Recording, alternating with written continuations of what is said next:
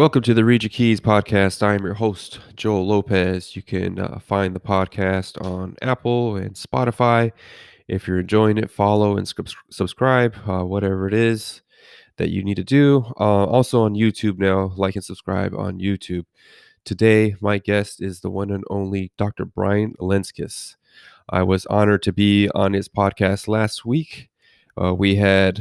I sent him a message. I was like, "Hey, would you like to be on the podcast?" And he was like, "Would you like to be on my podcast?" And I was like, "I'd love to be on your podcast." So I was on his last week, and now I'm on his this week. We're early birds, even though we're on the West Coast. We get up pretty early for various reasons. But welcome today to the Read Your Keys podcast, Brian. Hey, Joel, thanks for having me, man. Awesome to be here.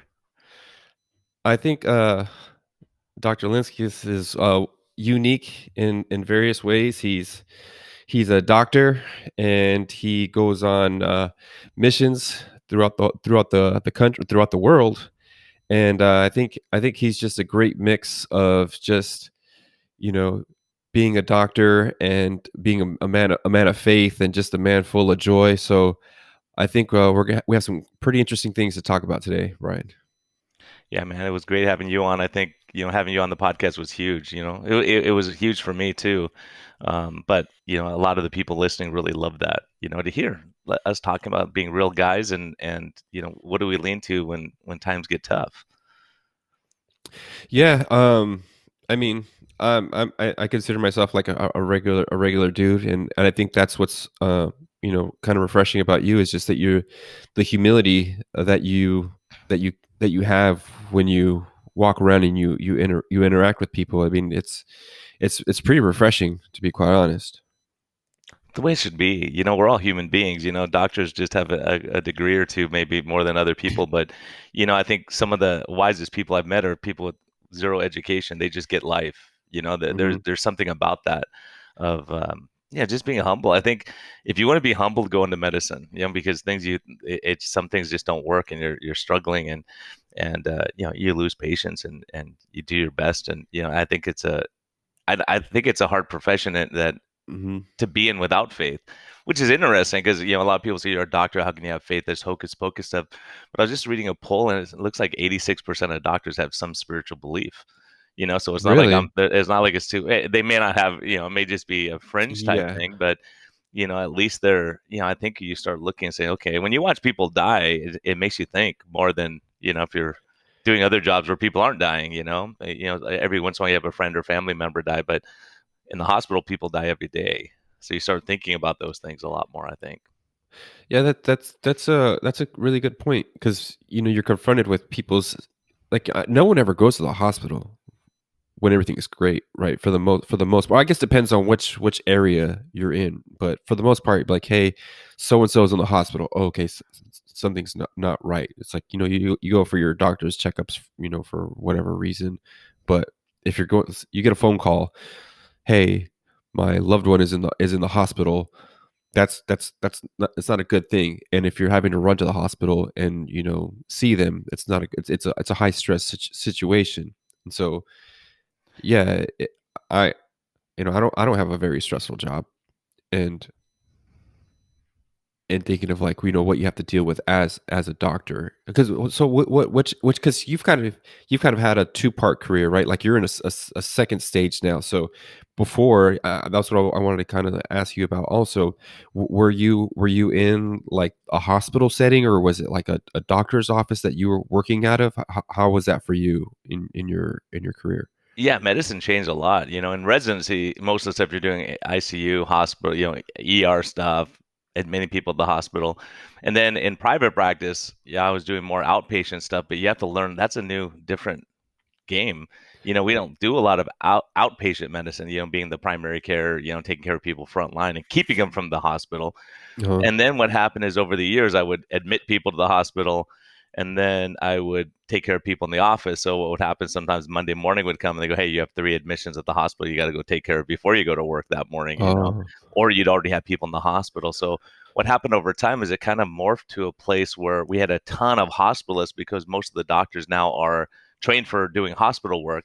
And then us outpatient docs, became dinosaurs because I mean, it's very rare now that young doctors are going into primary care outpatient because you have overhead, you got to pay your bills, you got workers' comp, you got all this stuff. If they Uh-huh. work for the hospital, they just go and bill, they Uh-huh. bill the system. And so a lot of doctors said, well, I'll just do that then instead of why would I go pay? A lot of my money was going to overhead. And that's why I kind of changed to direct primary care where I could trim down my support staff and, get out the insurance model and take care of the patient. Kind of takes that buffer out between me and my patients where we can make Yeah. decisions together.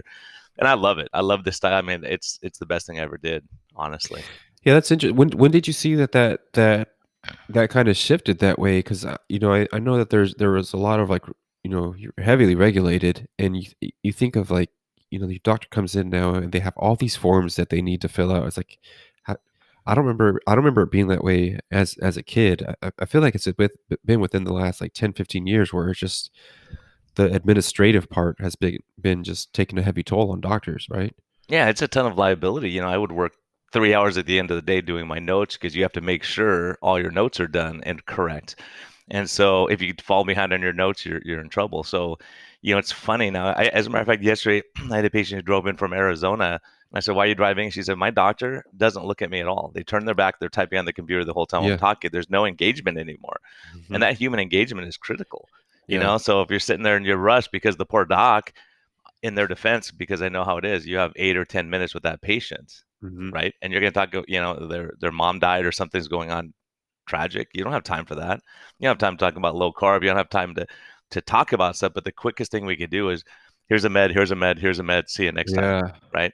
And that's what we've developed into, and that's the tragedy of our system. I think last count, I think I had 140 people that are patients, full-time patients with a major HMO, and they come to me still because they have Yeah. them for the major medical stuff and they have me to talk to and say, hey, I have a question about this stuff. Yeah. And I have time to sit and talk to them because really you're paying for our education, our knowledge to say, hey, here's what you do when you're getting your house redone. You want someone who's done it a lot of times. They know how to remodel. You don't want to say, oh, Yeah. I'll try it out on your house and see what I can do, right? You want people who have some knowledge base. So that's the problem is a lot of these doctors are so overworked. I have a lot of sympathy because the reason I do is because I did that for 18 years where I Yeah. was working 14, 16-hour days and people didn't really want to get their health better. Now I'm cheating the system because I have people who really care about their health. They come in and go, hey, doc, I want to help. What do I do? We work Mhm. together, develop a plan, and help them get off medications, help them prevent hospitalization, help them prevent amputations because the docs are burned out because they're seeing their people get sicker and sicker and they don't know what to do. And it's a really tough place when, the highest suicide rate, I mentioned that, is doctors. Yeah. Right now, we passed dentists for the first time in history because I think there's a lot of unfulfillment out there where doctors listening will say, yeah, he's telling the truth because, they're working tons of hours and they're busy. And then, the latest thing from Dr. Oz comes out and everyone's talking about it, then it disappears in a week. So it's like, you're not going to spend time studying this stuff. You're Yeah. trying to survive every day and go home and see your family at some point. Well, it seems like the incentives aren't really there for them to be able to spend the time like you're doing, right? Like they have all these patients, they have all this paperwork that they have to do. So you go in and they're probably already running late, right? Because they probably had people who were admitted at the beginning of the day, right? So is that kind of like the normal schedule? They go in and see who's been hospitalized and Yeah, check on them, that's and then get changed to a the lot. and Yeah, it's no. changed a lot because it's overwhelmed. Because part of the change came because the hospitals were saying, "Hey, look, we want to get people in and out as quickly as we can because they make more money that way." So the primary will say, "Joel, you're not feeling well. Stay another day in the hospital. No problem. We'll get you tomorrow." But once that money runs out, the hospital has no interest in you being there anymore. They want to kick you out and get that next Uh-huh. sick person in. And so that's just the way it is. Plus, they have to free up their hospital beds for Uh-huh. needs. But yeah, so the doctors are doing that. Nowadays, it's more. So there are still some docs who admit that, the last, 3 years of my old practice, I, stopped admitting because for me, I'd have to drive in every weekend. I lived half an hour, 40 minutes from the hospital. So I'd have to drive in, it'd take me an hour and a half just to see one patient for 15 or 20 minutes, So you're going, Yeah. this is ridiculous. It's Yeah. crazy. So the hospitals is there. They could see, 20 patients or 30 patients while they're there rather than, five other doctors coming in to the hospital. Right. Then, excuse me, with COVID, that changed too because of not wanting everyone in the hospital. The fewer bodies in there, the less infection you are spreading. So they really discouraged us from coming in. I can't even go in the hospital in some places right now. Yeah. Yeah, I mean, I'm pretty sure because you're in California, right? So it's pretty strict there. I think here in Arizona, they're letting people. I mean, I haven't had a reason to go, uh, but I think they just the mask requirement is what's there. Uh, I think insurance has really changed medicine too, right? Like, because I always think like me as a lay person, right? Like I'm not a doctor, but it's like it seems like they want you in the hospital so they can charge more on the insurance because it's like, okay, like like they'll come in and ask you, "Hey, you have insurance?" And it seems like, oh, like if you got good insurance, like you're kind of a lotto ticket. Let's kind of keep you in longer. Let's upcharge. Is that a fair assessment? I mean, that's Well, just a yeah, layperson. That's it just a layperson it's talking. complicated, man. It's Yeah. complicated. It's a complicated system because what was happening with me is if you think about it, the government pays more money for the sicker patient. So subconsciously, the doctors have a benefit of upcoding, meaning if you have a history of alcohol abuse, I get paid more. If you get diabetes, I get paid more. If you get Uh-huh. hypertension, heart disease, stroke, whatever, Mhm. we get paid more. So we code more and we get paid more. So the HMO gets paid more the more diagnosis codes you put on that patient. Uh-huh. Problem is when that patient goes for life insurance, they look and say, "Wait a minute here," or they want to get their insurance updated. They say, "Wait a minute, you have all these problems, and now it's going to cost you X dollars more." So the insurance company should have a vested interest in keeping the people out of the hospital because the most expensive place to get treatment is the ER, right? Yeah. So Yeah. what happened was with COVID, all the primary docs didn't want to deal with COVID, so they go, "You have a fever? ER." ER. So they send everyone Uh, to the ER. So you fled to the ER with people, and someone has COVID there, then you expose everyone, right? yeah. So smaller practice, what we get, like in my waiting room, I have one person. Like they come in, they don't wait. I don't even really have a waiting room. No one sits on my couch. My couch is going to last forever because they come in and go, okay, come on back, right? Because I have two exam rooms, and Uh, and I don't stack. I'm scheduled a lot more time with my patient. I'm spending uh-huh. 45 minutes or an hour with them every time they come in. If they have questions, they want to talk to me about the latest study, whatever. We have time for that. Wow. So it makes it like you're not rushed, and I don't want my patient ever to feel rushed. In my old practice, I was rushed all the time because all the time they'd be knocking on my door, doctor. I'm trying to help someone get off insulin, right? Get their Yeah. diet right or lifestyle right. And there would be a knock on my door, doctor. There's four people waiting. Doctor, you got to hurry, doctor. And it was Yeah. always like I was like on a treadmill going too fast. I'm like, I Yeah. can help this person though, but it was frustrating that standpoint because you're like, gosh darn it. So you realize, okay, there's a vested interest. So what happened is when I resigned from my old practice, the head of the HMO called me and goes, "Brian, are you going through a midlife crisis? What's going on? You're the number one doctor. You're getting paid a lot of money." And I said, "It's not about the money. At some point, I want to be effective in helping people." Yeah. Because, I said, you come to my practice, look at my numbers. I can tell you how many people we prevented from getting diabetes because we made lifestyle changes. We taught them about, what to eat, what not to eat, getting rid of Uh-huh. processed food, those kind of things. But it takes time to educate. You can't do that in 8 minutes. Yeah. So that's the problem is a lot of the doctors don't they even if they know this stuff, they don't have time to talk about it because they're just gonna have patients backed up and backed up and backed up because until we have a vested interest in keeping our patients healthy, uh, we have to it's an upfront investment. So if I get someone on track, then they're healthy and I don't it's like AAA. If every car broke down all the time, they'd be out of business. So you got to Mhm. fix the cars. You got to get good cars on the road. You got to say, let's repair this thing before it blows up your engine. So unfortunately, in medicine, we wait till you blow up your engine, then you're in the ER getting stents and Yeah. you're getting all kinds of stuff done. Yeah. But if we can prevent that, step back and say, how do we prevent this from happening? We're supposed to be Yeah. doing preventive medicine, but we're not anymore because we can't. Because you Uh-huh. can't give, some of these systems, they give the doctors, and I know a lot of these docs, 8 minutes with a patient, 9 minutes with a patient, and they're coming in with 30 problems. How are you going to address it? Yeah. And then they're going through a divorce. How do you deal with that? So Yeah. it's one of those things where a lot of doctors just they're depersonalizing that relationship because it's too much effort. It takes too much time. Because if someone says, "Oh, my wife's leaving me," now I got to counsel you on your depression and anxiety. Instead of saying, Uh-huh. "Okay, here's a pill. We'll see you in a month. See Yeah, how you're doing." and Right? and yeah, you're medicating with alcohol or binge eating and just sitting watching TV or something, you're not living a healthy lifestyle.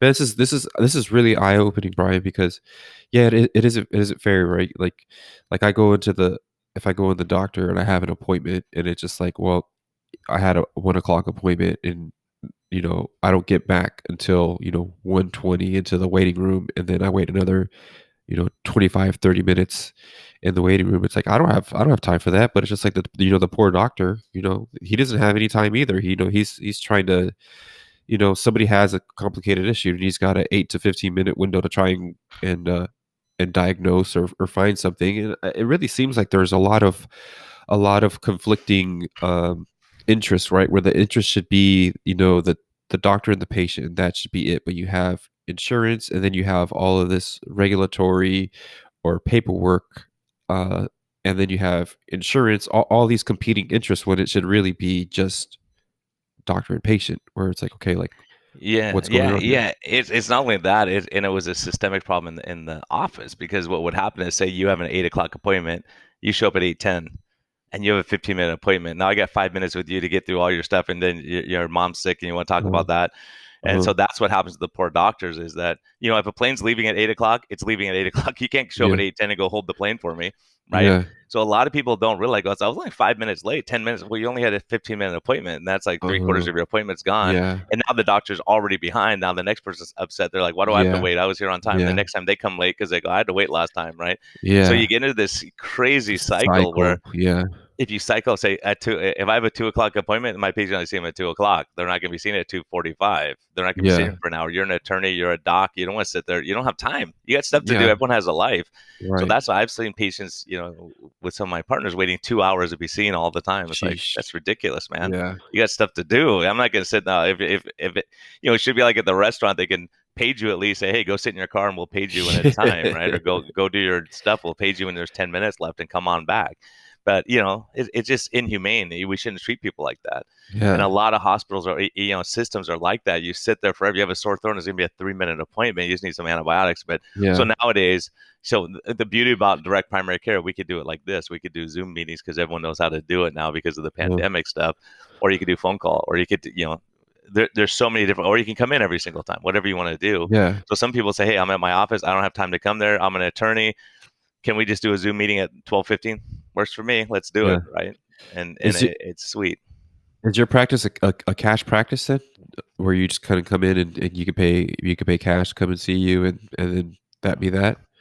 Yeah, you know what it is. I started thinking about it, and I was looking at the system. I think, well, this is crazy. The reason really I started looking at it, Tro, my partner on the podcast, he's a direct primary care guy. And he goes, like, Brian, what are you doing? You're killing yourself for nothing. Because he would go on vacation and come back, and everything would be fine. If I went on vacation for a month before and a month after, 6 weeks after, I'd be stressed out because I was booked out 6 or 8 months. If I took a week off, it's a disaster. I hated to take vacation Yeah, because when you come back, you're going to pay. Like you're going to yeah, have, people don't stop calling or getting sick or needing antibiotics and yeah, disability forms and all that stuff. So in that week, you're gone because you have so many patients. You know, it's a never ending cycle where you can never catch up. So you're working all weekend trying to get right. You're working late at night. So at some point I came to the conclusion, look, I can't work 14, 16-hour days every day and not yeah. spend time with my wife and kids. I can't, you want to have a life. I had friends that, go, Brian, I love you, man, but we haven't seen each other for 3 years. I'm like, 3 years? That's crazy. It can't be Yeesh. right. Yeah, 3 years, yeah, man. Look at your schedule. yeah, Look at our last dinner. I was like, wow, that's pretty crazy. So yeah, there's a lot of pressure on docs for sure. So direct primary care, what we do is like it's so much a month. Say it's $100 a month. Uh, whether you come in or not, you come in 30 times. There's no copays. You don't have to deal with paperwork. You don't get a bill after you leave, and I uh-huh, take care of your stuff. You need a physical, it's done. We just do it. And EKGs, all the stuff we can do. Primary care, because you realize primary care is not where all the money's going. It's going to uh-huh, imaging and all that. yeah, But in direct primary care, some of my patients have high deductible insurance, so I can send them for an MRI scan, $300 for an yeah, MRI. Right? You need and because there's a lot of the imaging places don't want to deal with insurance either, so they go, I could just get 300 done right now and not have to deal with not getting paid and going yeah, through all that stuff because that's what they're getting paid from the insurance company anyways, even though you're paying, $1,200 type thing. yeah, So yeah, so that's where you start realizing lab companies. There's lab companies out there. As a matter of fact, one of my patients yesterday got a complete lab panel: cholesterol, insulin, 3 month sugar average, blood count, liver, kidneys, electrolytes, all that kind of stuff, and it was like $84. no way. Right? When I used to bill Yeah, for my old through the standard stuff, it's like $400 for that, yeah, $500. So if insurance denies stuff, then they get this huge bill, and it's just a crazy system when you realize that like cash pay. A lot of the specialists now will take cash pay, but my yeah, patients also have their own insurance, Medicare and Blue Cross, and so they can go to this. So I can refer them to ophthalmology, and they can get their heart surgery. They can go do all that stuff still, but they have a. With me, I don't bill the insurance company at all. I don't bill for anything. yeah. because I get my statement, and you get the insurance statement. It's like, this is what we charged, and be like thousands of dollars, and then this is what they actually got, and it's like thousands of dollars. It's like nobody knows how much anything costs. Like, if I go to the mechanic, I know, I'm gonna they're gonna tell me this is what it's gonna cost, labor, on top of it, whatever. So okay, I have an idea, but it's like you go into, like, I took my daughter to get stitches, and it was just like, I have no idea how much this is gonna get cost, and it was like two stitches, like $200 for stitches, like for two stitches, like, man, like Yeah. there's got to be a better way than Yeah, it's doing this. And crazy. she waited, she waited, like, stinking, like, 2 hours on top of it, and just like, man, two. It's like, it seems like for us, we're trying to find ways, like, hey, who do you know that's like a medic or something, that, like, well, let's call somebody, because I think people now want things more personalized, right? The HMO is like, it's so big, like, it'd be so, like, honestly, Brian, like, it sounds wonderful to be able to have a doctor, because I don't even know who my doctor is, right? I have good insurance, thank God, all that stuff. But I have no idea who my doctor. I don't know who my doctor is. But to be able to know, like, oh, Dr. Lenzkes is my doctor, and he knows me. Like, that seems like a huge shift back to what it was, right? Because before, you had your kind of like your town doctor. It's like, hey, we know him. He knows my family. He knows about me. He knows, he knows me. That makes a big difference between somebody who knows you, or to somebody who is, having to look at a chart and kind of look at your cholesterol levels and your blood pressure, height and weight, and trying to figure out, okay, I have 8 minutes to try and figure out what I could do best for this patient. And for me, one of the criticisms is, like, I feel like their doctors are just medicating people, because it's like, well, they have this, incentive to give medicine. But it's like, well, if all you have is 8 minutes to do something, like, you can't talk through, like, hey, let's fix your diet. These are things that we could do. You need to exercise, do some of these things. Like, hey, here's a pill. I got to get to the next patient. Yeah, and there's no Yeah, I mean, ownership. I could be Yeah. speaking, out of turn, but it's like, No, okay, you're not, man. it makes sense now. It's like, hey, I got 8 minutes. I have to look at a chart, and I have to make my best guess, and my best guess, and the fastest thing I can do is prescribe something. Go. That's exactly, and you look at like this lady I saw from Phoenix yesterday. She said, "Look, I haven't seen the same doctor twice. Every year," she said, "every year they change my doctor. I get a new Uh-huh, doctor every year. So like the doctor has to relearn the chart. They had all this, and then they have 8 minutes with you. It's ridiculous. Like, how do you uh-huh, know someone you can't? So uh-huh, me, if you're my patient, you go, hey doc, look, you text me, and we have communication. That is the thing. It's access to the doctor uh-huh, is the problem. In my old practice, you didn't really have access because I would get 75 calls a day. And I'm uh-huh. like doing that at the end of the day, trying to call everyone back. I had a busy Yeah. day, and then you're trying to get all your callbacks. So what happens is you don't even know the patient anymore because it's just such a turnover of patients. And so, when you have patients that are with you year after year, you know them. I go, okay, Joel, is your knee again? Well, Mhm. I know that's been, I know you. I know it's been going on. So, Yeah. and plus we have notes but we have constant communication. They can text me, they can call me, they can email me. There's so many ways to get in touch. And plus you're not, think about it from a logistical standpoint. I went from over 2,000 patients to like 200 patients, Uh-huh. right? A lot more manageable. There's a lot Yeah. less Yeah. paperwork, a lot less stuff I have to do, and I don't have to deal with the insurance company anymore. I don't And deal with them at all. if you just think about that, Brian, like, I think like my high school was like a school of like 2,000 or 2,000 kids. So like, to think about 2,000, like, that's a ton of, like, you don't know anybody. You can't. It's just too much. Yeah, it's overwhelming, and I think that's a system. And I would always say there's a shortage of doctors, but a buddy of mine who's a doc said, no, there's an oversupply of sick people. So until we fix Mhm. that problem, if we make you healthy, then we just come and talk about. Seriously, I have some people now that used to be diabetes out of control and all that stuff. We got their lifestyle right now. We come in and say, how's your family? How's the kids? And it's a social visit. We're Yeah. just catching up, and how's life? How's your stress levels? And we can say, let's tweak this. Let's see how you do. Because obviously, if someone's going through a divorce, they're going to have headaches, back pain, neck pain, Yeah. heartburn. Everything hurts. What do? Say, here's a pill for your mood. Here's a pill to sleep. Here's a Yeah. pill for this. Here's a pill for that. Or you say, hey, what about counseling? How about going for a hike? How about Uh-huh. different ways to approach that? And you'll be shocked at how well people get when you start to. Some people just need to be heard. They don't have anyone else to talk to. You have my seniors that I see. It's like they had Uh-huh. no social contact, no social Uh-huh. contact, and just doing a Zoom meeting, man, they're in tears seeing someone without a mask, right? Yeah. Can you imagine being socially isolated? It's like you're in isolation. Yeah. That's the worst thing you do to a prisoner. And so it was hard on them emotionally and mentally and all that. And I had some patients lose weight, get in shape during they're in a senior facility, and they Uh-huh. get themselves squared away, and that's cool to see that. And all their Yeah. friends are getting sicker and having problems, and they're doing great.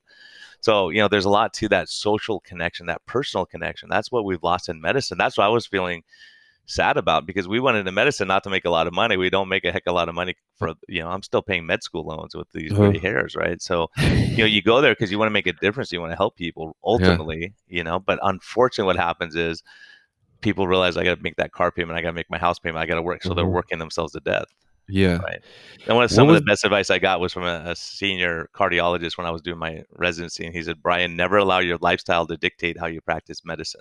Yeah. And unfortunately, what's happened is these docs have, I'm a doctor now, so I can go and buy all this stuff. And what happens is Yeah. they're working overtime. They're picking up a shift here, a shift there. They have no rest. They're stressed. They end up getting divorced. They're drinking more than they should. Yeah. We're not immune to those things. We're all human beings. I think that's kind of a criticism too. Is like you see, we'll just say people who are public health officials, doctors, giving advice. It's like this person is giving me advice, and this person does not look healthy. Like, why would I listen to this person when they don't look like it? If you're listening to this Doctor Lenzkes, he looks healthy. Like he looks like a dude that's healthy, that exercises, that does things. I'm Or no like from Joel, man. I'm no Joel. I'm trying to well, catch up with this guy, man. This I'm, crazy young dude, man. I'm younger. I'm not that young. I'm not. I'm probably older than you think, but still. Um, but that's like a thing, right? It's like if I go to the gym and I'm asking, and I'm want to see a trainer, it's like I don't want to talk to the fat trainer. It's like this guy does not just is not going to help me. I want the person that looks fit, that looks like I can get me to where I want to be. Well, I'll tell you, And Joel, I would argue with you on that a little bit. I'd give you a huh? little kickback on that because, when Okay. you're out, like I was out with my buddy, we're riding our bike, and he's like, dude, look at this lady. Look how big these girls are. It's like, hey, man, Huh? you don't know where they are on their journey. They could have lost 200 pounds each. They could be on the road. They're out here doing it at least. Like, take Uh-huh. that first step. So a lot of people who are overweight, they don't want to do. For me, I've been overweight my entire life. So, Uh-huh. being a doctor overweight, and people would ask me how to lose weight. And that's kind of how I got into the direct primary care, because I started saying, Mhm. I started looking into low carb, Jason Fung, some of these people with intermittent fasting and all these things. And then I realized if these guys are right, I'm going to be really upset because everything I've been telling people has been wrong. Uh-huh. Right. So when you start looking and say, let me try it myself. And I lost 40 pounds doing lifestyle change. Right. And then I realized I ran into a guy named Ben Bickman, who's one of my heroes in life. He's a big scientist over at BYU, really great person. And I was at a gym at a medical conference, and I run into him. I go, hey, Ben, look, man, if I want to live a long, healthy life, what do I got to do? Uh-huh. Brian's just 5 things. He was number one, don't work yourself to death. Don't be stressed all day and tense and running around. I was like, uh-oh, I'm working Y 14-hour days, six. I'm yeah. thinking that to myself. Uh-huh. And he says, get enough sleep. I'm like, uh-oh, I'm getting up. Yeah. Joel makes me wake up at 4 in the morning to come do a podcast. And so I was Twice. looking at that. I'm like, every day I'm doing this twice, 2 weeks in a row. So I don't. That's my excuse. I don't get my beauty rest, right? Uh-huh. So that's two. I'm like, I don't like your rules, man. For the 2 out of 5, I'm failing. He said, next, exercise regularly. It's like, you're working 14-hour days. How much time you got to work Right. out? You got to see your wife at some point, right? He Uh-huh. says, eat real food and then don't smoke or drink to excess. He goes, Yeah. that's what you have control over. Everything else Yeah. is what's going to happen. Uh-huh. So those are important things. If you're working yourself to death to get that new Ferrari, then maybe just chill a little bit and have a smaller car, right? Or Uh-huh. a less expensive car, or a less expensive house, or whatever. But because it comes at an expense. If you lose that connection with your wife or your partner, or whatever, What's the point? it's not worth it, man. You got to have all the money, Yeah. and that was what I ran into. I was making great money. There's no doubt about it, but it was like, what am I accomplishing? And Uh-huh. am I happy when I go home? And am I rested? And am I taking care of myself? I'm gonna shorten my life by working 14, 16-hour days every day, and all weekend finishing my charts from the week before and getting ready for the next week, and never having downtime. It's like, okay, you have all this money in the bank, and what do you do? You're gonna be dead. Yeah. You know? Was that conversation a catalyst for you to switch your practice over? Were you still in the old practice, or was this you were in the No, new practice? Or that was a year before I switched over to direct primary care. But Tro was bugging me on one end, and I was looking at my life, going, "Wait a minute," reassessing. Like, what matters to me? Going to church? Like, I don't have time for church when I'm working too many hours. I'm sleeping in church, right? Uh-huh. That's where I catch up on sleep. But, Yeah. you start realizing what matters, really what matters. Like, I see people that are multimillionaires, but they can't walk. They got Yeah. their legs amputated. It's like, okay, what good Uh-huh. is that, man? You I can't go get out it. and Yeah. do stuff with the money you worked your whole life for, right? Because Uh-huh. diabetes destroyed you. And so I started seeing that the devastation of diabetes, and seeing people getting sicker and sicker despite standard care. And you realize, okay, let's change the care up. We change the care up, people get better. And you go, they're Uh-huh. getting better doing this kind of medicine. So I was on that road. And then what happened really, I went to, they asked me to speak in Boca Raton in Florida about low carb stuff. Uh-huh. And while I was there, one of the docs who I know, who's a hard driving surgeon named Rob Sybis, talked about mindfulness. He said, take 3 days and just one first day, don't do anything. Just sit there, get a pen and paper, and start writing what your fears, what's good in your relationship, what's bad, what would you change in your career, what would you do if you could do anything. And then he said, the second day you do this other stuff, and third day you do this. No exercise, no social media, no nothing. You just like tune out of all that stuff. Uh-huh. And I was sitting there while he was talking. I was getting stressed out, and I look at my buddy who's a doc. And I go, "Do you think he does this?" He goes, "There's no way he does this." Uh-huh. So I went up to him afterwards. I go, "Come on, Rob, you don't do this," because he's a busy guy. He said, Uh-huh. "No, it was one of the best things I ever did." And I said, "Why is that?" He said, "Well, because when you sit there for a day by yourself, you start realizing, like," and he said, "I used to get mad and throw stuff on the ground, and in the operating room, if people gave me the wrong tool, I'd throw a fit." He said, "Then you sit there for a day and you realize, if I could sit here for a day, I could wait 2 seconds for them to grab the other tool. I could be cool Uh-huh. about it." And Uh-huh. he said him and his wife used to fight because if she was 2 minutes late, he would get mad and they would have a fight for an hour about being 2 minutes late. Yeah. Then you realize, like, 2 minutes, how much of that is the course of my life if I can sit here and just reflect on life? So it Uh-huh. made him zen. And what he did during that time is he wrote 5 letters to people who impacted him, Uh-huh. right, over the years. And these guys, he said, I got 5 grown men call me crying on the other end of the line, Yeah. right? Because it's just saying, thank you for helping me, thank you for getting me on my career story, thank you for giving me this advice. And people want to hear that. You want to know that you made an influence, and a lot of times people don't realize the influence they've had on you. Yeah. So then that happened. I got back, and really, I had an epiphany in the airport, because I got to the airport and it was packed with people, and like, and this is right before COVID, actually. Okay. And it was packed with people, and I was thinking, like, man, this is crazy. Like, how many people getting on the plane, and like they should have enough seats at least for the people on the plane, and like people were standing up, and there was nowhere to sit and it was packed. I was like, this is like my office at my, because I had 5 busy doctors, and my waiting room was packed with people. They were sitting on top of each other standing, and there was nowhere to sit, and I was like, this is crazy. And then the plane was full, so they were like rushing everyone through, and they were checking bags, so there was no personal. I was like, they don't even look at you, they're just saying, here's your bag, here's your tag, here's you go.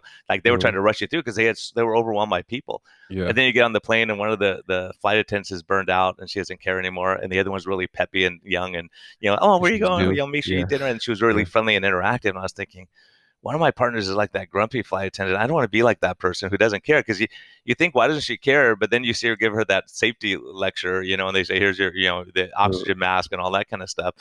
And no one's listening to her. So she's thinking, none of these idiots are listening to me. If yeah. something goes wrong, they're going to be running to me for help. And I thought, Yeah. that's kind of like us doctors. Like, we tell people, look, you're going to get diabetes if you don't change. And then they get diabetes and they go, what do I do? And they want to be seen right now, and Yeah. you don't have anywhere to put them. And so it was one of those things. And so, I was looking at the whole thing, and I thought, I want to talk about physician burnout this next talk.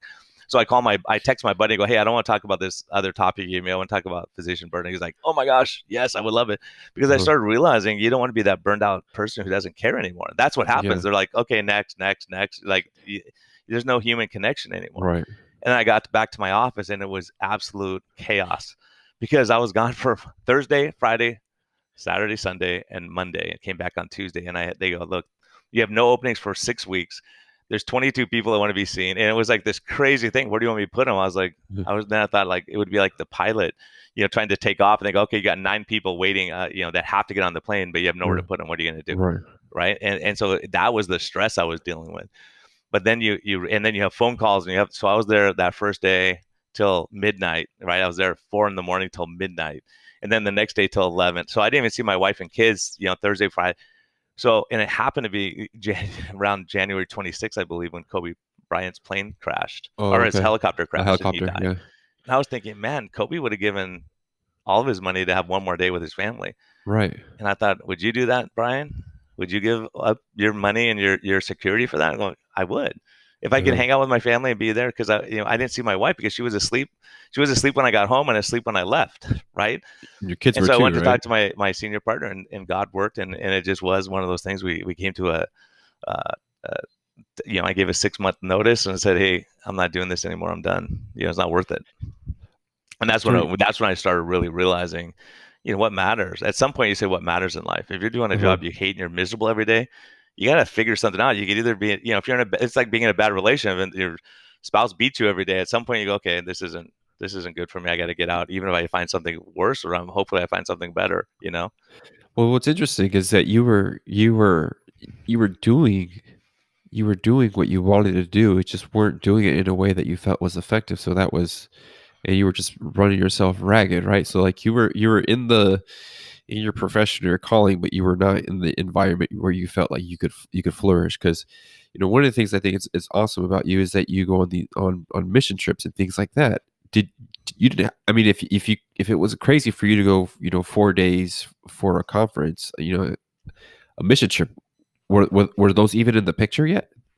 Yeah, and that was part of the that is I'm glad you brought that up. That was part of the equation because my wife said, "Look, Brian, like she would look at me, she goes, "You're not really happy, are you? Like you're like when she would ask me, "How was your day?" I'm like, "Brutal." Every day I'll go, "It was brutal today, man. I didn't Uh-huh, have a break. I didn't pee." I mean, I was like uh-huh, running all day, nonstop phone calls, people upset because they can't get in, and uh-huh, I thought this isn't fun for me because uh-huh, part of it was a lot of it's out of my control. How people schedule, they mess up your schedule. They don't realize someone's sitting in the waiting room because there's 50 people there. In my waiting room, there's no one there. No one's going to sit in my waiting room ever. It will never happen. You're not going to uh-huh, blend in when there's no one else there. It's just you, right? uh-huh, But when you have 50 people, they're like, oh, I forgot he signed in. Yeah, I forgot to get him. And, now my schedule's screwed up. Now I know I'm going home 2 hours later. All that uh-huh. kind of stuff happens. And the patient's upset because he's been sitting there for an hour. It's like, well, Yeah, sorry, man. I was running ahead of schedule until this happened. But, yeah, some of those things are out of your control. And so you're always checking, is the patient here? Like, here, get him in. It becomes like a mill, really. uh-huh. So I'm sorry, what was your question? I Oh, guess no, I was just the missions, because like, oh, so yeah, so the missions, if you yeah. if you're already run dry there, Yeah, that was the thing is my wife goes, how come when you go on your mission trip, you get back and like for a month you're on fire, you're stoked. Like, oh, even though you're working just as much and she said, what's the difference? Like when you're there, like when I'm in Guatemala, I see gosh, we were seeing like 120 patients a day. We were busting it, and we prayed with every patient. We spent time. But the reason I could do that is I didn't have to write notes. I didn't have to deal with insurance uh-huh, companies. I didn't have to deal with that. I have uh-huh, the drugs. Here you go. The boom, uh-huh, done. Sit and talk to them and get them over to the pastor, get them to where they need to be. If they, you'd be shocked at how much is spiritual, right? How many uh-huh, people are just going through life stress and all that stuff and they have uh-huh, heartburn and headaches and back pain and jaw pain and all this stuff. And so when you start saying, okay, how's your stress level, like I would ask people how's your stress level, they would just break down crying, right? And we'd have time uh-huh, to sit there and talk to them and say, hey, your husband's cheating on you, you got all these bad things happening, and maybe you need a new family, you have some family support here, you need someone to help out or come alongside you, or just look at the picture from a different perspective. uh-huh, And so I would come back and I'd be stoked. And even though I worked tons of hours there, it wasn't like I was there to rest, but it was fulfilling because I was uh-huh, really helping people and people were they were connecting, and I could do stuff that would help them in the long term, and we can give them, treat their parasite that's gonna, help. They're good for a year with treatment.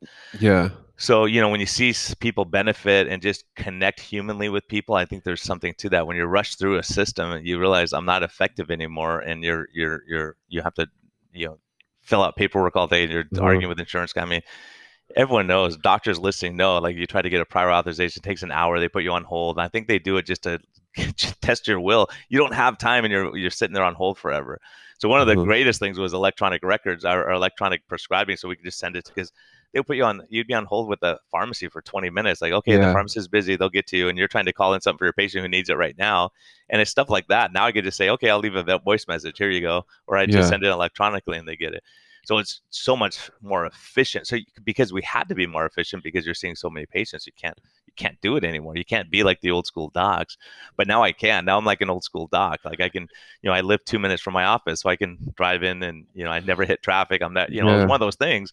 If I got out at a decent hour ever, I'd be stuck in traffic for an hour and a half On getting top of home. it, Right. And yeah, you're like, geez, well, it's not even, I'll just sit here and do paperwork until traffic dies down, then go home. And people don't realize the effect of that when you just can't, you don't have freedom. Like my friends will go, hey, let's go hiking at 5. I'm like, dude, no I way, won't make it. I can't get there yeah. in 5. It will take me an hour. I'll be there at 7:30. If you can do it then, that will work, That's incredible. The amount, like just you have all these things on top of you. So I mean, we discussed how doctors had the surpassed census in the suicide rate. It's like all that makes sense. If would you say that you were kind of like the average doctor, or were you busier in? Because you seem like a busier guy. So were Yeah, you probably on the higher end? yeah, no, I was on the higher end, and I think because I was popular in San Diego, right? I was one of the top docs down here. Not bragging, I'm just saying what it was. And Uh-huh. it's a BS stuff, really. It's just voted by your peers and people like you or whatever. Well, wait, the It's a thing is, you're a popularity like you're a contest. likable guy. Really, like, it comes across like I'm in Arizona. Like, man, I'd really like to see you as my doctor, because it's just Hey man, you're I'm getting licensed in Arizona. That's the only state I'm there. You getting a go. license in because yeah, I You're have a lot of connections in Arizona. But it's very positive. So I could see that, right? And then you have this natural inclination where you want to help people. So it's like you have a guy who is positive, who wants to help and is good with people. People are going to be attracted to you. Your peers are going to be attracted to you. So, and it sounds like in this instance, it kind of worked against you, because it just made you so much busier with all the extra paperwork and things that you had going on, and now you're redlining. You're about to bust. So did that come, or did you say, hey, 6 months? Because I'm kind of familiar with your story, but I'm not sure, like, if it ever kind of came to a head and just like, I can't, and hopefully nothing went off the rails or anything, but just, No, okay, I no, can't do no, this no, I anymore. never did. I never burned out, but I knew like people who know me at my old practice, friends who know like people I worked with is, some of my old people that I worked with over there came over to my new practice. They ultimately ended up joining me and they're like, "You're a different person. You're chill." Because they're Uh-huh. always in a hurry. Yeah. Like if I got, I know I'm going to be working till 8 tonight and you want to show me pictures of your grandkids, it's like, "Oh gosh, dude." This a Yeah. coworker wants to show you stuff that's important to them. You're like, dude, I don't have time for this. I got 30 people to call right now. I got, Yeah. Yeah. when you're like that. So I think if you took a lot of those doctors out of that system and they worked in my system, they're Uh-huh. different people. Yeah. Because when you're under contract, and that's what I looked at. I looked at people. I knew doctors who burned out, and I've seen stuff that you think, "Gosh darn, they shouldn't be practicing medicine Yeah. because they don't care anymore. It's about the numbers. It's about the money." Uh-huh. And my partners were great, by the way. I don't want to. I don't want to. Talk bad about my old partners because they were fantastic people. It's just that you're caught in a system Uh-huh. kind of system. So like, to have a doctor's meeting was a nightmare because you're trying to coordinate all these doctors. Everyone's busy. You're like, oh gosh, I got 20 people to call. Now I'm going to be here late because I got an hour meeting that I got to sit in. Right. So you Yeah. start realizing time is valuable. Like for all of us, we have to realize time is valuable and how we spend it is really important. Yeah. So when I was home, I was home. And so I have a great relationship, great wife, great kids. So that was my comfort zone. So I was thinking my comfort, my place of peace, I'm there 2 hours a day, maybe, Uh-huh. right? And I'm somewhere else all the rest of the time, or I'm sleeping, right? Trying to catch up on my sleep. And so you start realizing like what matters and what's important and where do you want to be? Do I want to work tons of hours? Because for Yeah. the breaking point was that day when Kobe died. I said, look, I either have to have a full time nurse practitioner to help me out because most of the people have a sore throat or a cough. They just want to be seen and get antibiotics or whatever they need. They Uh-huh. don't need an hour of You my person. time. But Yeah. some people do if they're diabetic and they have all kinds of health problems. So I said, why don't we have, a nurse practitioner full time to see those people for, just acute things that are, that they don't really need to see we all know how to treat that. It's not a big deal. So why don't we have someone full time? They said, we have nowhere to put them. It's not going to work. And I said, well, either we find someone or make it work or I'm going to leave. And they go, well, Uh-huh. start looking. And I go, okay, I Yeah. will. And then they thought I was kind of joking. Uh-huh. And I said, no, I will. And I made my decision. And at that moment I said, um, you know, basically I was saying, hey, I want to get home more. I just want to be home more. That's all I Yeah. want. I don't want to make more. I'll take a $50,000 pay cut. I'll do that. I don't care. The money didn't matter anymore at that point. But because I would pay for everything. I'll pay for it. I just want to have that person. So you start realizing it wasn't going to work. And so, I basically said, called my wife and said, I think I just resigned. I'm not sure, but I think I did. Right. Like, and she, for years, she said, why are you still there? Get out, get Yeah. out. Like we don't need that much money. We really don't, or we don't have expensive tastes. And, you know, but it's one of those things you start looking at it. And I was thinking about it from the mission trips. Like, I love that. I love that. I could work. It's not hard work. I don't mind, but if not being effective. So, Yeah. going there, I was rewarded way more than I, had it was worth the penalty to go because you influence people and you save lives and you're dealing with people who have no access to care. They would walk for 3 days to see us, Yeah. right? It's crazy when you think about it that way and you think, man, just to have access to a doctor. And people, when I put my stethoscope on their chest, they would start crying. They go, "You're the first person who's listened to my heart." Like Yeah. doctors there just they don't have time either. So they're not Yeah. even doing it. And nowadays that doctors aren't doing an exam, they're not listening to your heart. They don't have time to do all that stuff, right? Yeah. We'll send you for an MRI. We'll just send you for this. Well, because it's faster, it's easier. So, those kind of things you start realizing. And so, really just reflecting on life and what matters and faith. And that was a huge step of faith, because when I left there, I was like, oh, I think I just resigned and I'm not Uh-huh. sure how this is going to go over. And then what happened is I started making phone calls, say, hey, look, I need a place to practice. I need this, and I have to do this within 6 months. Right. Uh-huh. And I'm like, okay, God, you're in control. So it was funny, because it was like the image I had was I was in my office, and I closed my eyes and imagined, like, you're standing there on the edge of the Grand Canyon, right? Uh-huh. And you're looking down, it's far down. Uh-huh. And God says, take a step, Take a step. take a step. Uh-huh. You believe me or not? And I'm like, okay, Yeah. I'll take a step. I take a step and I feel dirt under my feet. I Uh-huh. was visualizing this. Take Yeah. another step, dirt. Just stay on the path and I'll provide it. Just take that next step, and I will, when your foot, before it hits, you're not going to fall into the canyon. Trust me on this. And I had been through stuff in life. We had a big embezzlement on my old practice for $500,000, and Uh-huh. that kind of stuff. And you realize, hey, you have no money in your account, and you're gonna have to work harder. And so I realized, like, you've struggled before, and the struggle brings character, Uh-huh. and it brings perseverance and strength, and it helps your faith. Because out of that, I think we talked about it a little bit, Joel, is one of my partners came to Christ through that. She saw how we handle it, go, okay, God's in control. I'm not going to worry about it and stress it, hate the Uh-huh. person. You just go, okay, it is what it is. What do we learn from this, and move on? What You was know? the big struggle, or just the big hurdle for you to make the change? Because for me, as you know, I have children. Like, the money is important. Like, right, like, it's like, hey, everybody's good. I can take care of everything with what I have right now. The kids can do all the things that they need to do. I can pay for their schools, all that. And I'm sure, there is a consideration for you, for your family. It's like, hey, I know I can handle all of my overhead, all the things that I need. Everybody has what they need. I know that they want me, though. But and it sounds like your wife too had kind of like pushed you before to leave. What was it that was keeping you? Because the money is a consideration. There's that matters too. Was just other things, just like, hey, you had kind of built the routine, and now I'm kind of like, I'm this is what I know, and I'm in the known.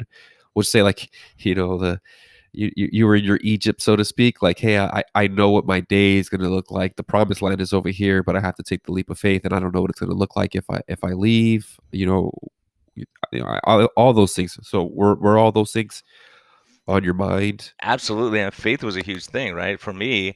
And I learned a lot about myself, because my fear was finances. My fear was Okay. like, money. Uh-huh. Because, you leave med school, you have, 300, 400,000 med school loans, you got all this crazy stuff. So you have to make money. You have Yeah. to work hard. Yeah.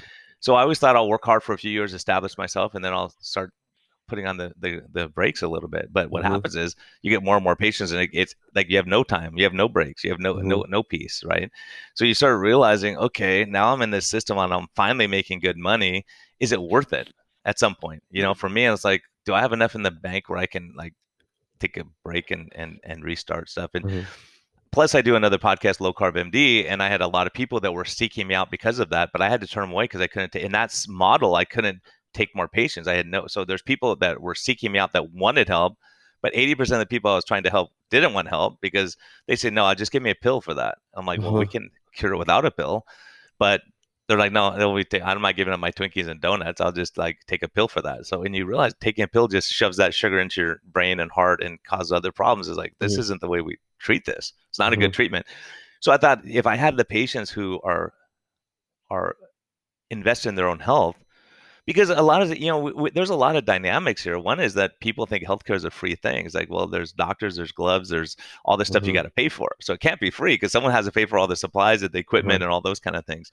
But people who say, look, there's a value to what you do. So my patients who what I could do is cherry pick my patients, go, these are the Yeah. people I really want. These are Yeah. the people who are invested that I can really help. This is the person who really needs me, that is diabetic, they're gonna get amputations, they're gonna get problems unless they have my care, really. Uh-huh. Because the standard care wasn't working for those people. Yeah. So you say, okay, I had some that I knew that I had enough pool, but I'm moving half an hour away from there. So are you going to drive half an hour to see your doctor? Are you going to pay money now where it was free before type thing? So some people is a perfect fit, like, people with different insurance, like Christian healthcare ministries, that it's a high deductible plan where, um, uh, basically it's not insurance, but it covers you for major medical. If you have to go get Mhm. heart surgery, they cover those kind of things. So if you're paying $100 a month, it's a deal, man. If you're paying Yeah. 150 to them for full coverage insurance, 100 to me, $250 a month compared to like $1,400 for someone who doesn't know you in an HMO plan. So, you start realizing the economics are that there's a draw to that.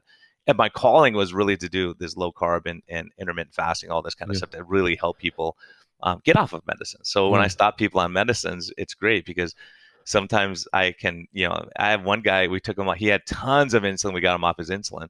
So I gave it to my old partners. Here you go, guys. You can use this because I don't start new insulin generally on Yeah. people. I'm working to get them off insulin. So what Yeah. can I do?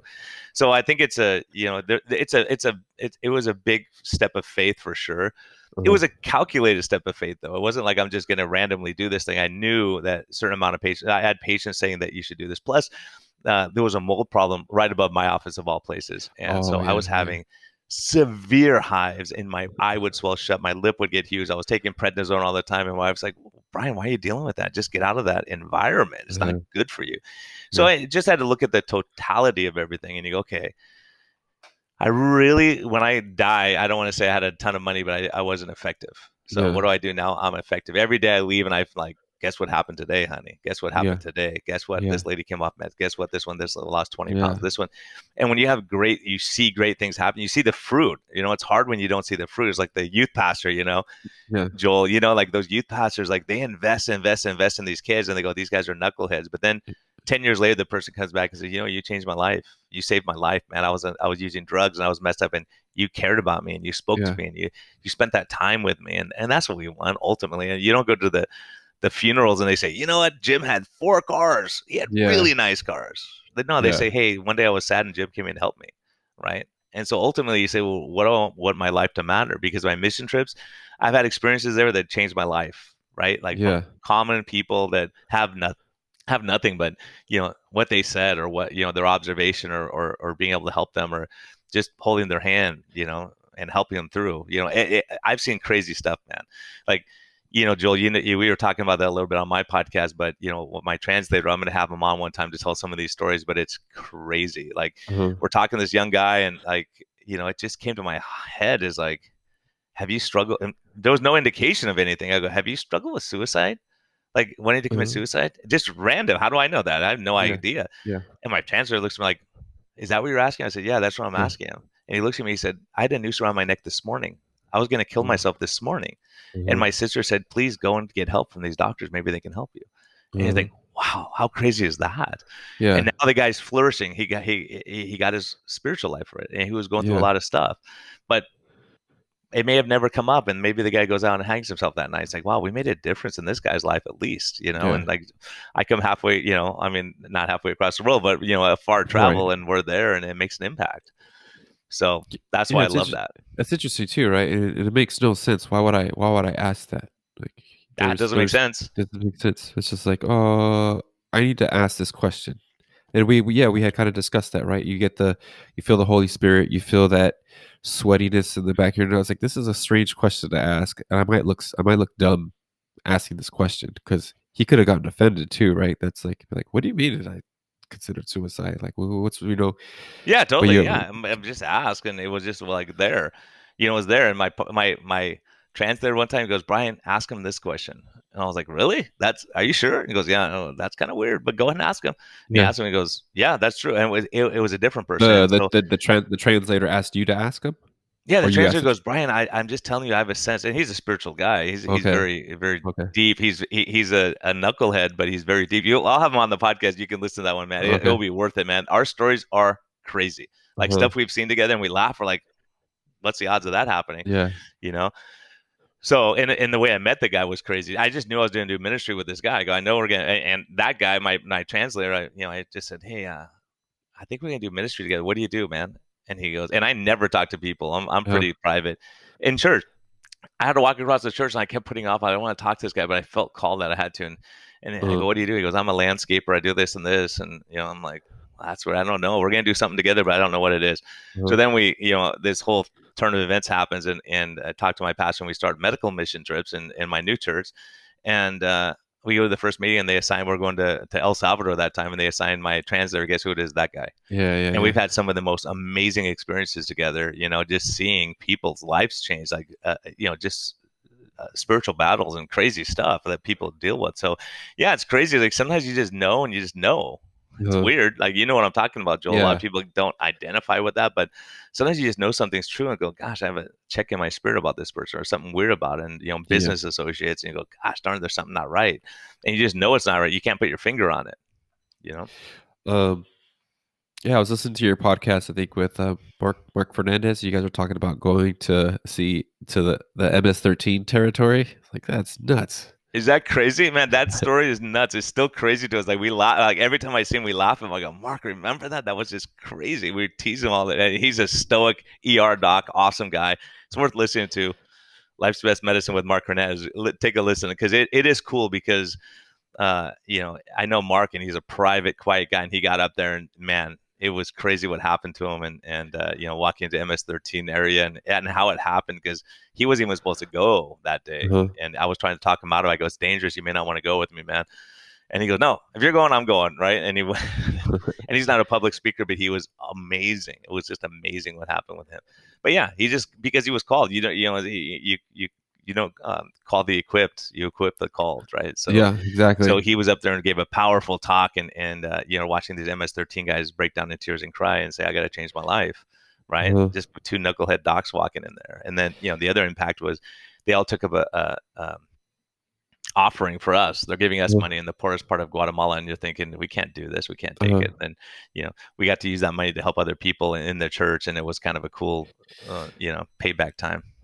These MS-13 guys are these like tattoos all over their face and piercings and the whole 9 yards. Yeah, yeah, yeah. A lot of them were just simple people, but yeah, a lot of them were like that MS-13 looking guys, right? Uh-huh. And a lot of them had gotten out of the gang, ex gang members, and some of them were still in. And that story we talk about was one of the guys who got out of the gang who was never a good dad. His son um, was going in the gang the next week, and Uh-huh. he came to church one time. He goes, "I'll go with you one time." He hated his dad, but they Uh-huh. had a healing that you would never believe. Like as a matter of fact, it's funny, Joel. Yesterday, one of my patients said, "What is this picture about?" I said, "Do you really want to know? It's a complicated story." And the guy was really touched by the story Uh-huh. because it was really, how do you reconcile a father and son who've hated each other their entire life? It was never there for him, and then all of a sudden, in a minute, there's healing and grace and forgiveness, and they're bawling. Two MS-13 guys sitting there bawling, hugging each other, and crying because Uh-huh. a lot of those guys, they just don't have a family. The gang becomes their family, and they Right. want to be accepted, so they do what the family says is acceptable. And then you Uh-huh. get into this whole thing, and I think we talked about on the podcast too. At the end, there was two girls that were in prostitution for the gang, and they left the gang life, and we got to Uh-huh. use the money to help them get out of that lifestyle. Yeah. And so it's really amazing, and it's amazing there's an ethics of the gang life too, where if you get religion, you can get out of the gang. You either die or you get religion. That's the only way Oh, out I didn't there. know that. Because I But thought I thought I thought that was there was a religious element to MS-13 where there was like Satan worship and things like that. yeah, I don't know. I mean, that may be a sect of it. In that area, it was like, basically they said you can get out of the gang for spiritual if you get spiritual, but if you're out picking up girls on this corner drinking, there's a bullet in the back of your head. Like they say, look, we'll Uh-huh. respect you, but show respect to, if you believe that, then don't do it just as a reason to get out. You're going to have to show Yeah. that that's what you're doing. So all Uh, these guys are not now doing stuff, in the church, helping people, going around and talking about violence. And you look at these guys. My buddy said, "Hey, show Brian your testimony." I said, "Show him your testimony." And he's a clown who's helping people. Like in Guatemala, the clowns are really cool. They help uh, people and they do all this stuff for the kids in our clinics and stuff. uh, But he takes off his shirt and you see, like, this is when I got uh, shot in the heart. This is when I yeah. got shot. Here's where I got stabbed. I mean, you look at him, it's like, wow, that guy's lived a life, man. Yeah. He's been shot, stabbed, whatever, beaten, and he goes, here's where I broke. It's incredible. You look at, like, man, I've lived a pretty easy life compared to these guys. Compared to these guys, but it just the I think I was hearing something. It's like the story of the prodigal son, where the son you know disowns his family, goes and lives a wild life. Listening to that story about that father and son, it's like, well, it seems like there's prodigal fathers. It's just like sons are waiting for their dads to come home, and they're just waiting to be reconciled with their fathers. So it's amazing that that was Yeah, able to happen. Joel, you look at the data. You look at the data. It's doing what you're doing, loving your kids. Like when I see that, it gives me hope for the future because Uh-huh. dads matter. Yeah, we Yeah. in our society we've lost. If you watch TV commercials, you watch TV shows now, like the dad's the idiot. He's always like Uh-huh. fumbling, and the Yeah. mom has to fix it. It's all this, making the dad, where he doesn't make He's a the butt of the difference. But jokes. Yeah. yeah, he's the butt of the jokes, and he's the idiot guy. He's the whatever racist, or Mhm. he's the one who doesn't get it. He's just out of touch. But Uh-huh. you realize the impact of a dad who loves their kids and says, "Hey, I'm here for you. I got your back." Right, Uh-huh. and that makes a huge difference. These MS-13 guys, when you talk to them, most of them, their dad was gone. Their dad was probably in the gang or killed, Uh-huh. or died of drug overdose, whatever. And so they had no father figure. They had no one to raise them. They had no family really. So the Yeah. gang became their family. So you can Yeah. understand when you step back and you look and go, I get it. You had no one. Where do you go? But now they have people who love them in a church. Then that becomes their family. And Yeah. now the peer pressure is to do good things and to help people and to reach out to your community, Right. not to go extort them and rob from them. And you start realizing, I think a lot of people are in that life and they just don't realize how to get out. You don't know how to get out.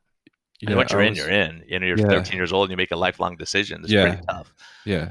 And you they know? get you when you're 13 for a reason, right? Because you're impressionable, and that's when you're trying to find your identity, and your testosterone is about to kick in, and it seems, cool and adventurous, and the Christian walk is an adventure in itself. I mean, you got two doctors going into gang territory. Like, you talk about courageous. I mean, people like, I Well, remember. I'll tell you, man, it wasn't crazy. I had invested in, I had, I knew, here's how it works. The pastor who I went to speak at his church is under the protection of the drug lord there, right? Uh, The drug lord says, my guys don't touch this guy, and any of his people you don't touch. So it's kind of a weird thing because if someone hurts you, they're going to be dead. Like you don't go against what the drug lord says, right? So there were certain things like that. I knew there was a certain element of protection over us because some crazy person could do it, or a rival gang comes and gets you or something. yeah. But we were still cautious for sure. But you kind of realize, plus you have the covering of the Lord on you, like Mark says. He felt peace and comfort when he was there. He wasn't before we went. He was feeling that anxiety and praying Yeah. about it. And yeah, Well, so that's I mean crazy in the sense of like, hey, here's the courageous one, right? Because you think of like Christians, like, hey, you're the soft, meek ones. You're not the ones that are going to go and meet with MS-13. Like, usually the people who are going to go out to them is like, police, or some type of person, military, whatever. Not, hey, I'm going to go preach. That's the what I mean by crazy. Yeah, no, Uh, I get it. Yeah, because it wasn't be something when he first asked me, I'm like, and I didn't really know my buddy who was from Guatemala. I was like, no, don't do it, man, yeah, don't yeah, go there. But yeah. then he got roped in because he goes, he calls, he goes, I'm not going. You two can go. I'm not going. The- And so he calls back 5 minutes later. He goes, I'm going to go with you guys. I said, I thought you weren't going to that area. He goes, well, I talked to my wife, and my two head doctors get killed, and I'm not there. I might as well yeah, get killed too because I can't go yeah, back to the United States without you guys. So I'm going to go with you. We all go down, or none of us go down, type thing. So, but it was great having him there. It was a huge bonding time. Like we learned a lot about each other in that moment. So I think y- sometimes you have to get out of your comfort zone, and that's am I all practice? It wasn't my comfort zone, but it was my comfort zone because it was right. financially comfort. So you go, okay, I need to step out of this. If it's not good for you anymore, you got to look. And I think that speaks to a lot of people on a lot of levels. You go, if my boss is a jerk to me every day, I got to start looking for something else to do, or do something on my own, or change that situation, or sit down and talk to my boss and say, look, you can't ridicule. I have a guy, and he makes a lot of money, but he has a boss who ridicules in front of everyone else and treats him like garbage. And I was like, why do you put up with that? Yeah, Like sit down and talk to the guy. Either you work it out or you go on your own. You're a smart guy. You can do yeah, it. And I think sometimes you just have to sit back and say, is the pain enough for me to make a change? And I think that's part of it with patients. Is the pain you're going through enough to change? Right? yeah, If you can't fit in your car anymore, is it worth it now to say, okay, I got to make some changes? yeah. Right? And You got a Lambo, but you can't get in it because you're too you're not fit enough to get in there. well, that's funny you say that too, because I have two friends that have done well, and both of them have a Ferrari, and they were talking about it. Both of them have a Ferrari sitting in their garage with flat tires that they don't drive. Because once they got it, they realized like not making me any happier. What does that Yeah, have to prove to you who I am? yeah, They got to the point where they go, I don't need that to prove that I've been successful. So Yeah. they have them sitting in their garage with flat tires. I'm like, well, I'll fix the tires, man, if you give me your car. But it's the point of saying, oh, you think Right. that's what you need, and that's what you have the newest iPhone, you have the newest watch, and all this stuff, and Yeah. and that's part of the mission trips. When I go there, one of my greatest days was in El Salvador. We brought one of my patients donated a bunch of soccer balls, so I blew them up, and man, we went to this town with my oldest daughter, and she got to see it. We bounced the soccer ball just walking through this little shanty town, and all these kids run out, kids run out, kids run out. We we, Uh-huh. we go down the dirt field, play soccer with a real soccer ball, right? And we Uh-huh. gave it to the kid because there they were wrapping up a can with Right. tape, and that's what Uh-huh. they're kicking around playing. We gave him a real soccer ball, and it was like this kid we picked the smallest kid, and he was the hero of the town. Now Yeah. he owned the soccer ball, right? Yeah. Yeah. But you realize a soccer ball, like if you give a kid here a soccer ball, they're like, okay, give you my Game Boy. I'm not dealing with this, right? Yeah. No, It's I'd a rather different play on my mindset. yeah, I'd rather play on my tablet instead of this. Yeah, you get out there That's and interesting that you took your daughter with you. How old was she, if you don't mind both of me my kids asking? have been, both of my kids have been on my medical trips. As a matter of fact, my youngest, here, they always get mad at me. They go, "You always cover us up." That's them. Okay. So my youngest was actually helping the dentist pull teeth and do all this crazy stuff, and Uh-huh. injecting it, getting all this stuff. She had to show me how to do it because I was filling in for the dentist a little bit. But yeah, both of them have been. It was life changing for them because they get it. They go, "Look, man, we're glad to have running water." You don't Yeah. realize until you go. I think every kid should do a mission trip somewhere. You Yeah. know, go to Cuba and see how life is, and then come back and tell me about it, right? Because you'll know. I spent 2 weeks in Cuba, and it was life changing for me to realize what's happening over How there. old were your girls when they went over? I think the first time they went, they were like 12, 13. Oh, Because my okay. Yeah. oldest went the first time, and I took my youngest the second time, and then we went as a family another time. But I've been so many times that, some places we go, like I wouldn't take them into the real, like I wouldn't have taken them to the MS-13 area. Right. You Right. just don't do that.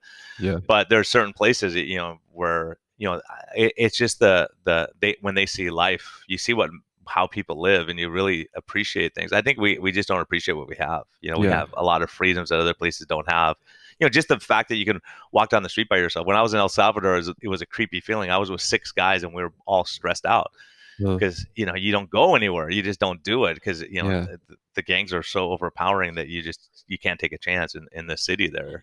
Out in the Y countryside is a little bit different, but yeah, we've been at clinics where you have machine guns all around you, and yeah. they're protecting you from being a hostage or a political hostage or something. You know, it's interesting that you say that 'cause, I have family down in Tijuana, so we would go all the time down to Tijuana, so I would have that perspective, so it was like, man, you could see, San Diego is nice and beautiful, and then you cross the border, and it's just like, it's a different if it's a different place now.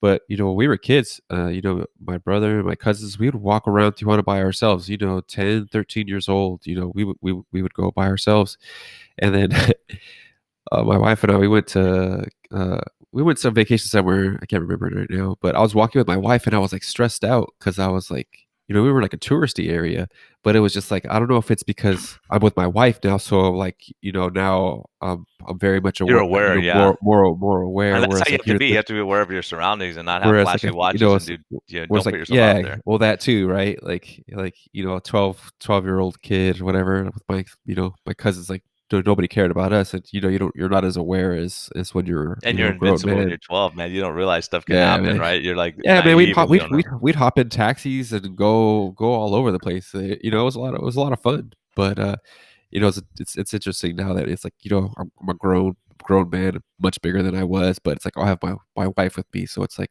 like, and I'm in the touristy area, so like it's not I'm not in a bad area, but still, it's just like I'm paying attention and I'm very aware. So that makes sense of like taking your daughters and then like, you know what, you're staying in the hotel tonight. You're not coming with me Yeah, and that's to. what happened. Well, the first time we went to El Salvador wasn't that. The second time I went, took my youngest, and it was the first time I felt really sketchy there, Uh-huh, and I go, that's it, no more. And then we ended up going to Guatemala, and a lot, you're in a rural setting, or you're not in the city, and you're out where you can really help people too. uh-huh, But there was a lot of shakedowns, and they were taking our meds, and it just got to be such a hassle. Like, hey, if you don't want to help your own people, we're not going to be victims of you guys. Like the government was so corrupt that they now I think it's changed a lot. I think the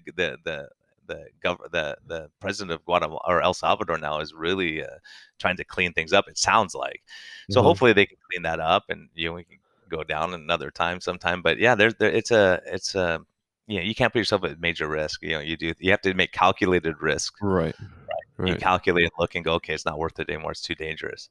Yeah, you know? there's having discernment and not being foolish. It's like, okay, I'm not being called or I'm not feeling the tug to go in this direction.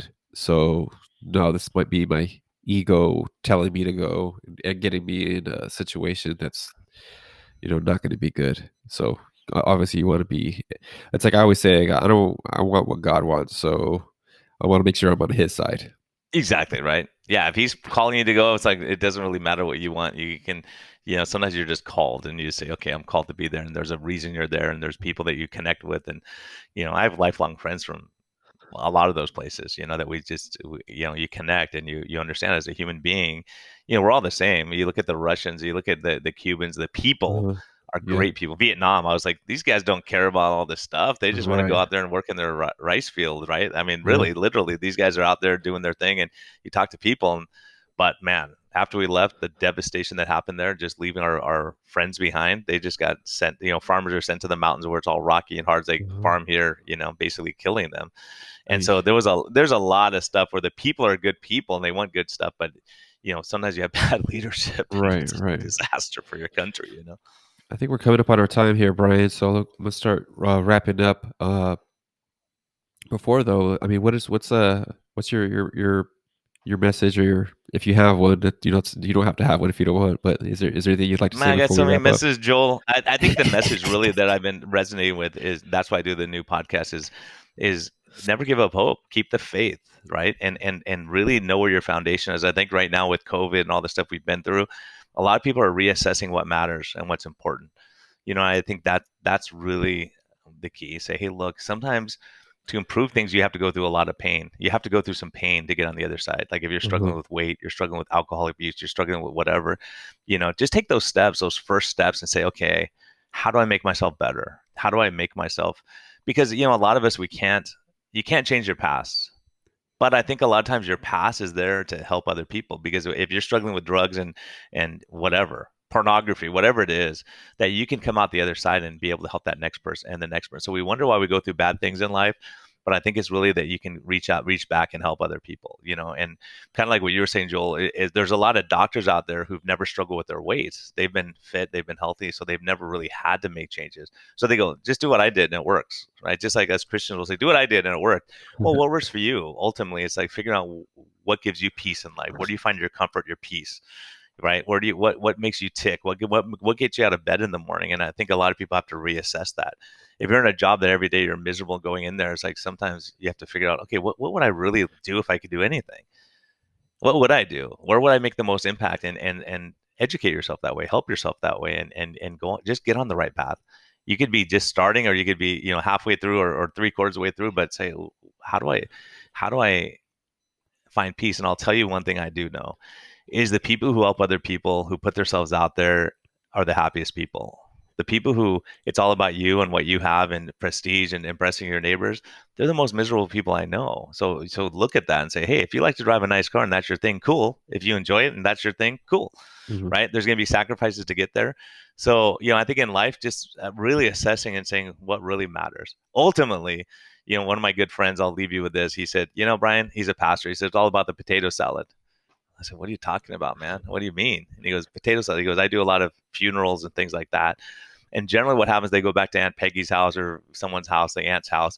And he said, for some reason, there's always potato salad at these post funeral things. And people will sit there and eat their potato salad and talk about that person's life. They're going to say, what a waste. He blew it. He could have done so much better. Or they're going to say, man, that guy helped a lot of people and he was there doing this. So ultimately someone's getting that little dash between the day you're born and you die. You want to make this most impact as you can because that's what people are going to remember. They're not going to remember that you had the nicest house in the neighborhood. They're going to remember I was hurting that day. I wanted to kill myself, and he came and talked to me, and that little word brought me peace, right? Or whatever it is, or reaching out to other people and connecting and loving other people. Because ultimately, when I talk to people dying, I say what matters: relationship matters, faith matters, right? Family matters. So those kind of things. So make amends. Humble yourself a little bit. If you've been a jerk to people, say, "Oh, I've been a jerk. Let's change this thing." Mhm. So I think that's my message. Like, never give up hope. Take one more step in the positive direction, and no matter how far you have to go on that journey, just take one step at a time. Yeah, that's what I think of you. You're over there. You're a doctor prescribing hope.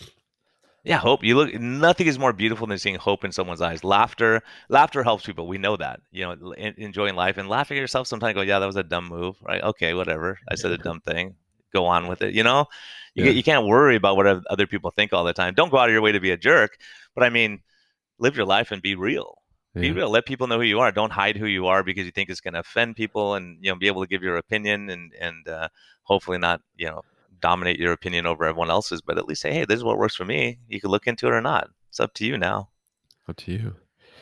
My guest today, Mr. Brian Lenzkes. You can find him on his website, lowcarbmdsandiego.com. You can find him on Twitter at Brian Lenzkes. It's a BrianLenzkes.